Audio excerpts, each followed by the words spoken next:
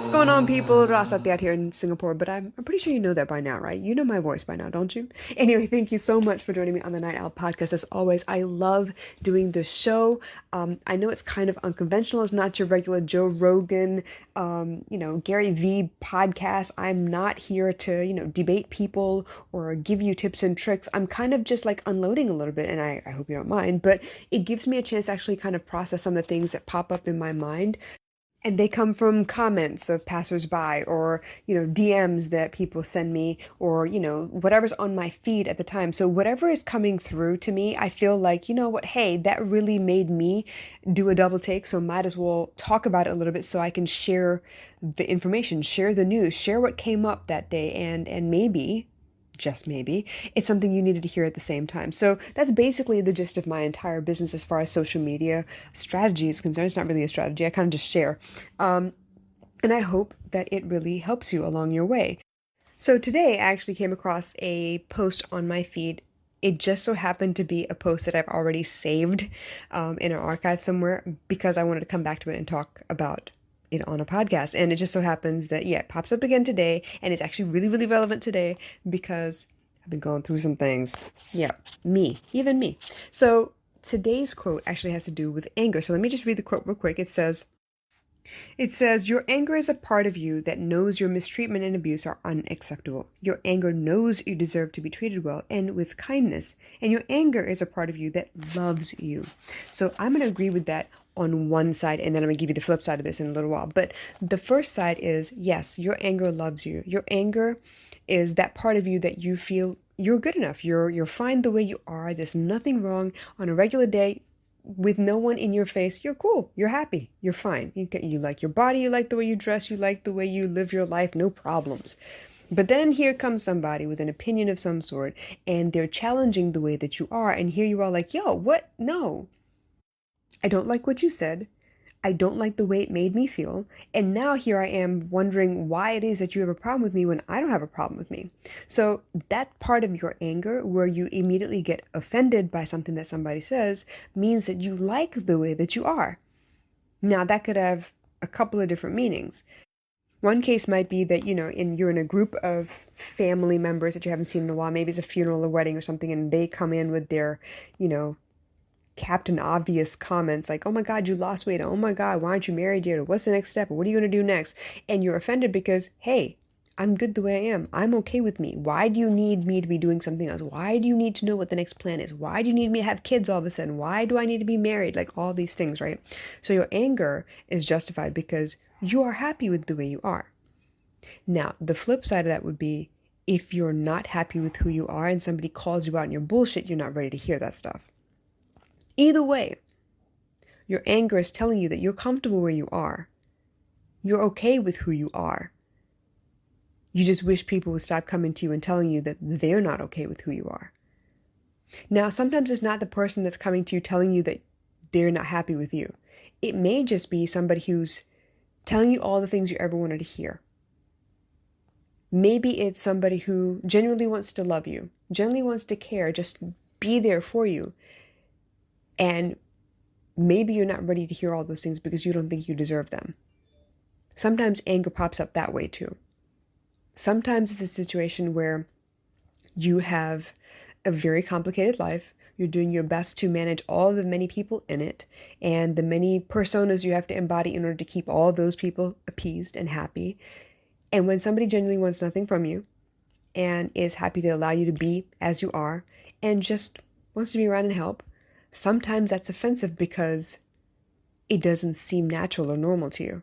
You're so used to people needing something from you, so used to people manipulating you, so used to people, giving you 10 different stories just to get to that one thing that they want, and they're using you basically.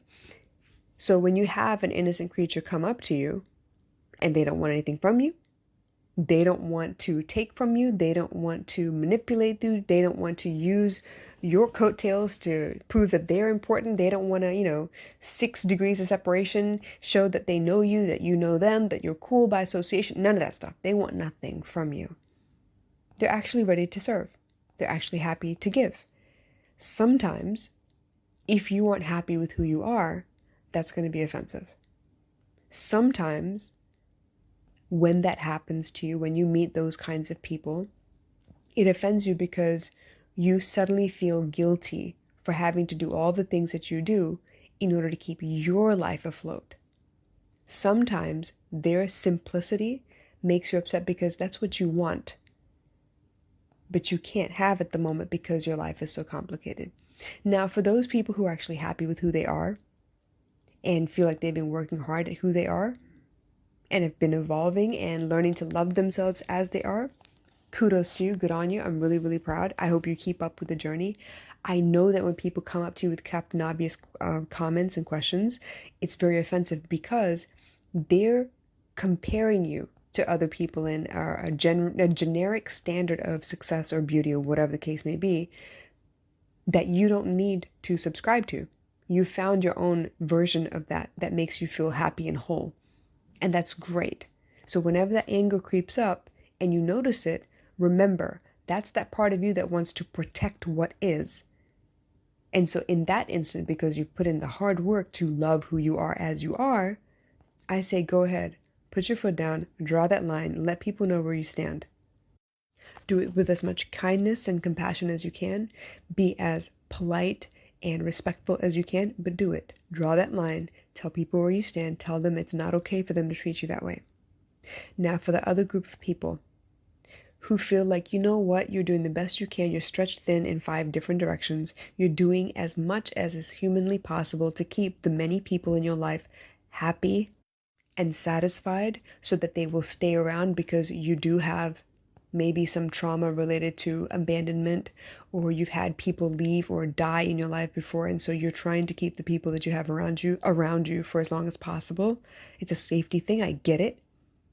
But in those instances, when your life is complicated and you meet simple people and it's offensive to you because they don't want anything, and it's almost like holding up a mirror in front of your life, you feel like, oh my God, they're showing me that I could be simple, but right now I can't be.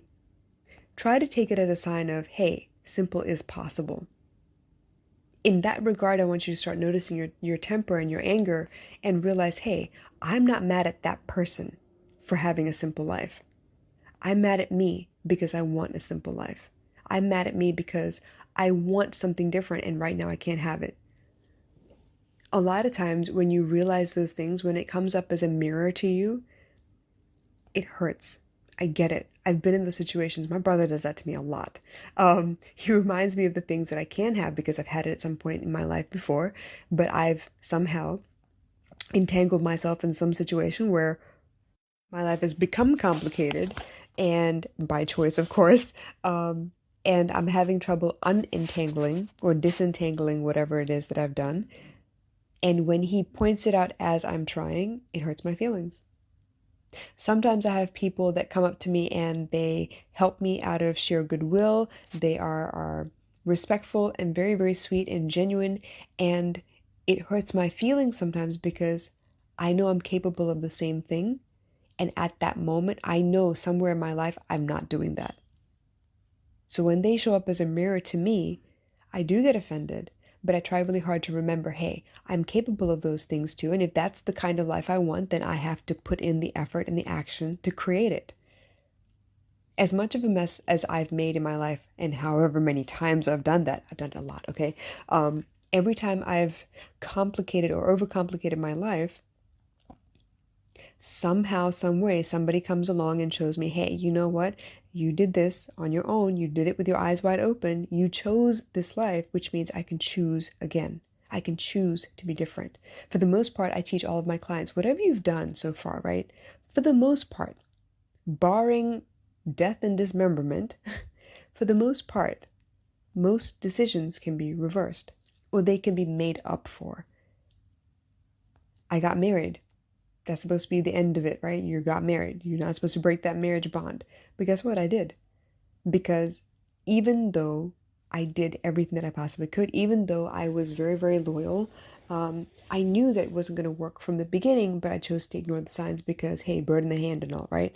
I didn't think I was capable or worthy of anything more than I had at the time. So when push came to shove and I could not take it any longer, and I was so angry with the fact that he was disrespecting me, even though I had been allowing it, he was disrespecting me, it was time for me to put my foot down and tell him, hey, I'm not going to take this anymore. This is not okay anymore. I'm not all right with this anymore.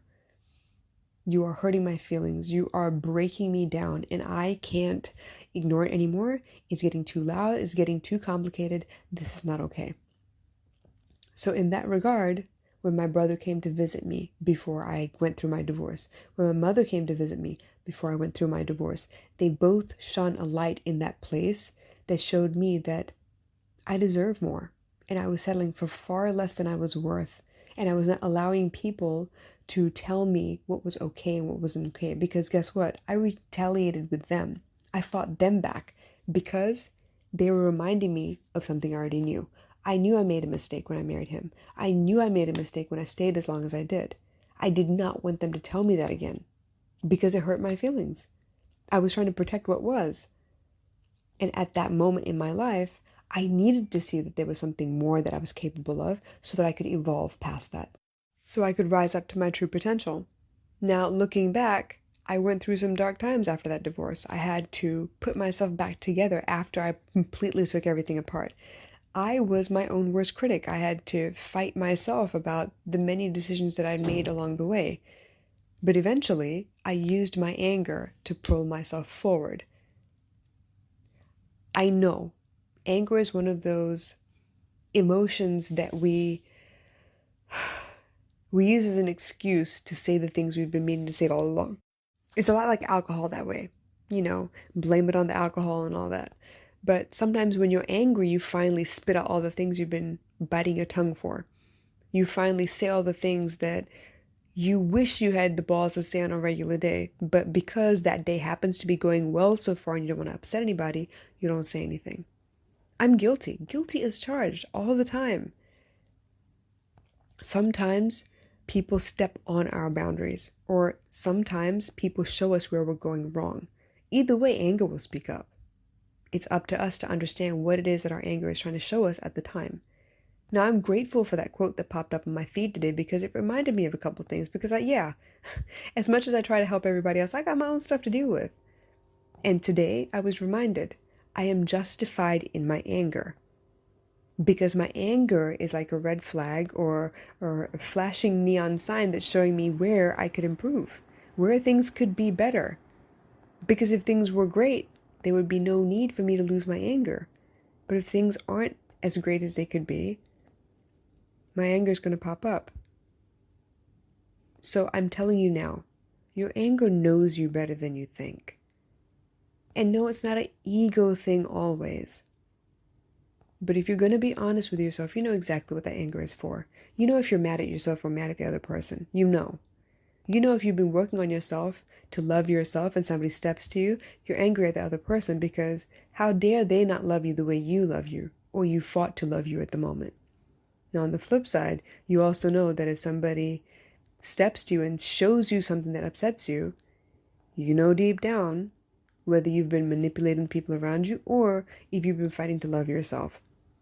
And if you know that you've been manipulating people around you because it's the best way you know how to people please, don't get it twisted. I will do an episode on this later.